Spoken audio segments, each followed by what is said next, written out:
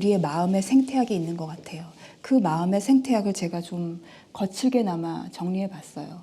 자발적인 복종과 순응을 먼저 이야기했는데요. 어떤 단계를 지나가면 지배당하는 사람과 지배하는 사람은 서로의 마음 상태를 구별할 수 없게 되거든요. 그래서 누가 명령하지 않아도 자발적으로 순응하고 복종하는 단계가 되어야 된다는 거죠.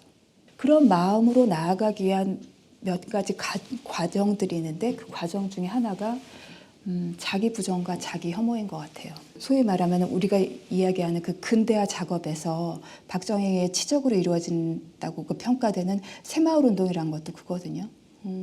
못 살던 기억을 지워내는 것이었어요. 그리고 우리가 가지고 있던 우리의 전통이라는 것을 지워내는 작업이었고요. 그래서 못 살았던 기억 또는 과거의 것을 완전히 부정하고 청산하는 작업을 통해서만 우리를 확인할 수 있다라고 믿게 되었던 거죠. 만약 한 사람이 자기가 가지고 있던 기억이나 자기가 가지고 있던 기억 가치를 매번 부정하게 될 때 그 사람이 남게 되는 게 뭘까요?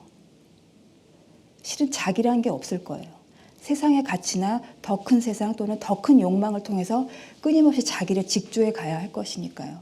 그리고 그럴 때 만들어지는 것은 더 큰 욕망 또는 새로워진 사회에 끊임없이 자기를 최적화시키는 방식일 거예요. 그리고 그 삶의 방식을 저는 실은 지금 우리가 살고 있는 방식과 그리 다르지 않다고 생각이 들어요. 그럴 때 만들어지는 것이 결국은 표준화된 주체성이라고 얘기할 수 있겠죠. 수능 시험이 끝나고 나서 신문의 보도 기사 이런 걸 보면서 유난히 저한테 들어왔던 단어들이 있었어요. 등급 컷이었어요. 등급 컷. 여기서 뭐 학부모님들이나 그런 분들 아시겠지만은 아이들이 가장 민감해하는 단어가 아마 등급 컷일 거거든요. 무엇을 어디에 맞춰서 어떤 선까지는 어느 선에 통과되고 어떤 선에서는 통과될 수 없는 것. 그것이 너무 실체화돼 버렸거든요. 등급 컷이라는 단어로. 그리고 그 단어 속에 담겨 있는 것이 인간을 정말로 등급화할 수 있는 것이기도 하고 그다음에 그 등급에 따라서 우리를 컷 소외시키고 고립시킬 수 있는 것이라는 거죠. 그리고 그것이 우리의 일상에서는 너무나 당연한 것이 되어버렸고요. 지금 청소년들에게 그런 등급 컷이라는 것으로서 삶에서의 어떤 것들이 구획되고 나눠질 수 있다면 성인들의 삶은 또 너무나 분명하죠. 스펙이라던가 아니면 자신의 수입이라던가 자신이 어떤 계층에 들어갈 것이라는 그런 문제들이요. 물론 우리가 못 살던 시절이 있었어요. 분명히. 그리고 그 배고픔의 기억이랄까 상처가 우리 안에 어떤 트라우마로 남아있는 것은 분명해요. 그러나 우린 분명히 또 예전보다 잘 살고 있거든요. 그런데 그 가난에 대한 기억만큼은 우리가 끈질기게 붙잡고 있다는 거죠. 그러면 과연 그것이 어떤 가난인가? 이반 일리치라는 그 사상가가 있는데 그런 얘기를 해요. 우리에게 근대화라는 과정을 통해서 만들어진 것이 뭐냐면 가난의 현대화라고 얘기를 해요.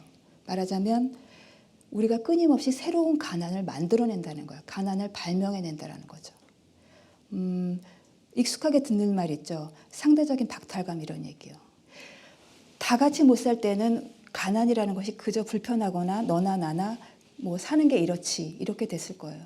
그런데 지금 우리가 느끼는 가난은 예전과는 다른 가난이고 매일매일 새로운 가난들이 발명되고 있거든요. 왜냐하면 우리가 무엇을 소유하지 못하면 단순히 그것을 가지지 못하거나 또는 누리지 못한 게 아니라 우리가 그것으로부터 결핍됐거나 소외됐다고 느끼게 된다는 거죠.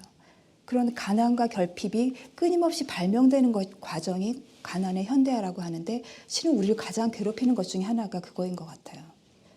그래서 실질적으로 우리가 누리고 있는 것이 분명히 있음에도 우리가 가진 것들을 바라보기보다는 우리가 당장 하나 갖지 못한 것을 굉장히 큰 결핍으로 받아들인다는 거죠. 근데 사실상 삶에서 결핍이 없을 수는 없거든요. 삶에서 고통이 없을 수 없는 것처럼. 그렇다면 그건 단순히 무엇을 우리가 누리지 못해서가 아니라 우리의 정신적인 어떤 허기가 있다는 거죠. 그런 삶 속에서 우리가 결국 가장 우리에게 상실되는 것이 무엇인가 봤을 때 저는 현재를 누리지 못하는 불행인 것 같아요.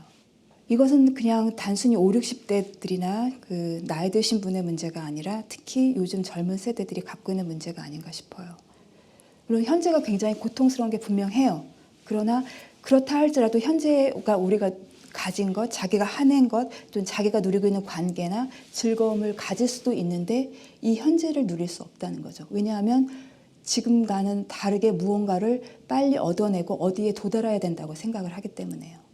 그런데 우리가 이렇게 우리를 끊임없이 푸시하고 자기를 개발하고 무언가 우리 지금보다는 더 잘 사는 삶 또는 더 나은 삶 또 더 성장하는 것으로 우리가 살아간 이 삶의 방식 고착화된 게 실은 저는 아까 말씀드렸던 근대화의 하나의 유산이라고 생각을 합니다. 각 시대가 경험하는 불안과 각 시대가 경험하는 아픔이 있겠죠. 또는 세대들이. 근데 이제 우리는 우리 세대와 우리 시대의 아픔과 고통과 싸워야 된단 말이죠. 또는 그것들을 수용하거나 포용하기도 해야 될 테고요. 이 책을 쓰면서 김 선생님하고 저하고 이제 가장 큰 소득 중에 하나, 이거 사실 어찌 보면 굉장히 간단한 문제인지도 모르겠습니다만 우리는 지금까지 박정희가 우리에게 무엇이었나 이거 되게 많이 생각하고 살았던 것 같거든요. 박정희는 우리한테 무엇이었나. 예를 들면 자 박정희의 딸 박근혜, 박정희의 짝퉁 이명박. 착한 약간 다른 아이콘이긴 하지만 입지전적이고 민주적이지만 박정희와 비슷하게 이렇게 고난을 겪으면서 입지전적으로 살아낸 노무현. 또 그 박정희의 적이었던 김대중, 박정희의 서자였던 노태우, 박정희의 적자였던 전두환. 그리고 다시 박정희.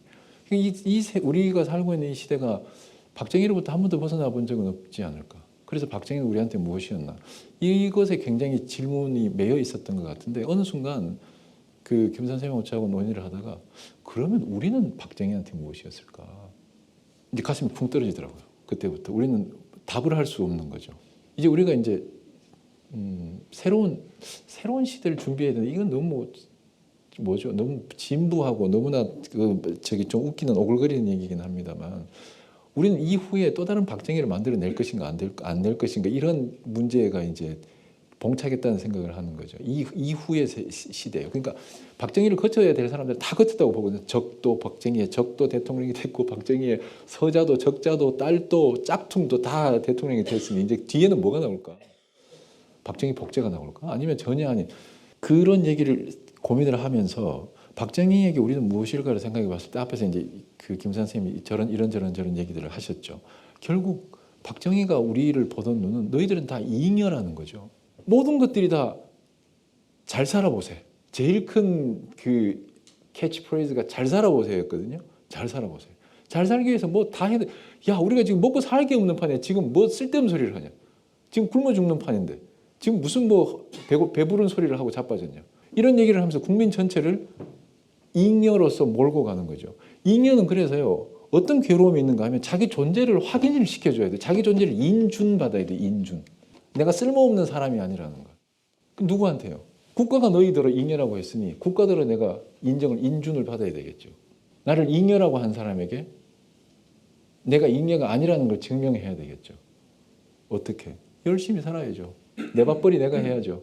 근데 제가 이제 책에서 썼던 얘기는 그겁니다. 50대가 잉여였던 적이 있죠. 60대가 잉여였던 적이 있죠. 아니요. 한반도에 사는 사람 모두 다가 잉여로 몰렸던 적이 있습니다. 근데 사실 어느 인간이 잉여라고 이야기할 수 있을까요? 제가 책에도 썼습니다만 전 국민을 잉여라고 무의식화시킨 그들은 범죄자다라고 제가 썼습니다. 전 국민을 잉여라고 무의식화시킨 그러니까 운동권은 의식화시키지만 그들은 무의식화시키는 거죠. 잉여라고. 문제는 뭔가 하면요. 이제는 더 이상 잉여가 아님에도 불구하고 그냥 식량과 입의 비율로 놓고 이제 아무도 잉여가 아님에도 불구하고 가지고 있는 가장 어려운 난감한 지점이 바로 잉여로의 전락에 대한 불안이라는 거죠. 잉여로의 전락에 대한 불안. 그래서 내가 밥값을 못하면 어떡하나? 내가 이 사회에서 쓸모없는 사람이 되면 어떡하나? 내가 누군가에게 짐이 되면 어떡하나? 그래서 5, 60대가 지금 다시 여유가 없는 사람들은 인생 이모작 막 나가잖아요. 고령화 시대. 나이도 들고 늙어가고 힘도 빠지고 무기력해지고 찾는 사람도 없고 바야흐로 정말 잉여가 될지도 모른다는 엄청난 불안 속에 살고 있죠. 그래서 20대나 30대들과 이렇게 이야기를 하면서 보여지는 건 뭔가 하면요. 대단히 죄송한 표현입니다만 참 협소하다 이런 느낌이 들어요. 협소하다. 이걸 이제 우리가 뭐 애완 이렇게 표현하기도 합니다만 협소하다는 이런 느낌이 들어요. 이 협소함이 어디에서 비롯됐는가? 우리는 IMF도 겪었죠. 그리고 또 2008년도 외환 위기도 겪었죠.